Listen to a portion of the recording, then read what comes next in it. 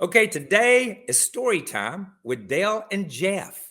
The World 600, the Coca-Cola 600. I still refer to it as the World 600. The Coca-Cola 600 comes up, and I want to know about your guys, about your victories there. Dale, I'm going to start with you. Mine happened 100 years ago. Okay, it was the last century. So I want to know about your victory. I want to know about Jeff's victory. What do you remember about that? We get to be grand marshals this year.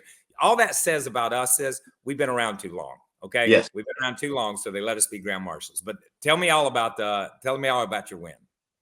Yeah, mine happened in '96. First year with the '88 car, Robert Yates Racing, and we got off to a great start, winning the Daytona 500. But this was a night we struggled in practice. We practiced during the day, and then we're going to race at night. This particular race, though, I think we had 2 rain delays. You can see we did take the checkered flag, won the race. I think it was like 12:45 in the morning. So not only was it a hot night and a wet night at times, but heck, I was ready for bed. I was sleepy. But you win the Coca-Cola 600. It's part endurance. On the other side of it, it's about adapting to the changes that you go through in this race that starts late in the afternoon, early evening, in the daylight, and then you have to adapt to changing conditions. So it's a physically demanding race, as you both well know.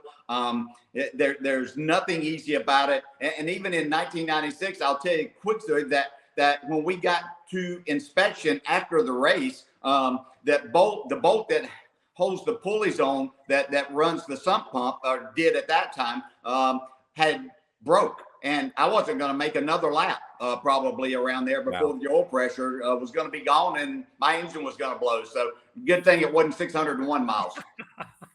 Whoever finished second is mad right now. They didn't know that before. Now they're mad. Kyle, I was lucky enough to win 2 of them.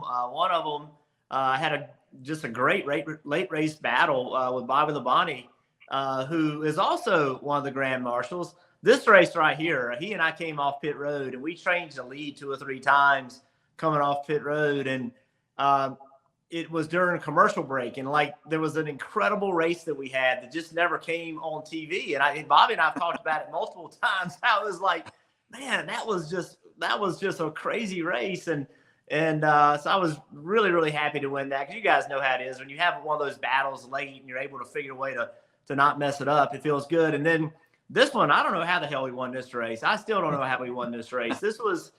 I think the next week we went to Dover and got lapped 8 times on the green. We were horrible this year. And I still don't know how we managed to do that. It was an off year for us at Roush.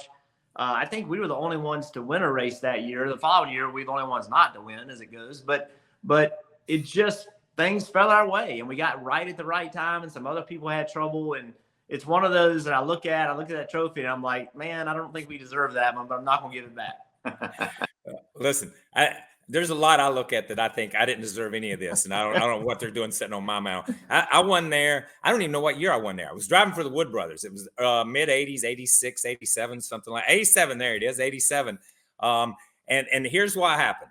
And Dale, you know this. When you drove for the Wood Brothers and you went to Charlotte, there was a lot of pressure, man. Pearson had done so much there. Leonard and Glenn had done so much. And it was one of those days, honestly, when it was still an endurance race. The car had to last all day long. And we had a good 5th or 6th place car. And we just outlasted them, man. Everybody that led, Rusty, Elliott, all those guys, they'd blow up. They'd go lead and they'd blow up. And finally, it's my turn to lead, but there were only a few laps left. So I didn't have time. I didn't have time to break anything. The best part about that race for me was I had a trophy. I had a big check that just like the one we saw you hold up, Dale, the big cardboard check. And I ran out of gas in a pickup truck just about the time I got to Salisbury, North Carolina. And they had to stop and fill my truck up with gas. So that's about it. That's my story about the Coca-Cola 600. And it is one of the greatest races on the NASCAR circuit. And it is a huge honor, I think, for all 3 of us to be grand marshals. Although I think Burton shouldn't be a grand marshal because he won a race in this century.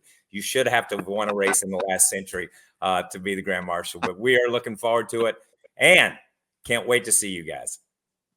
Hi, I'm Parker Kligerman. For more access like this from Pit Road, be sure to click and subscribe to the Motorsports on NBC YouTube channel.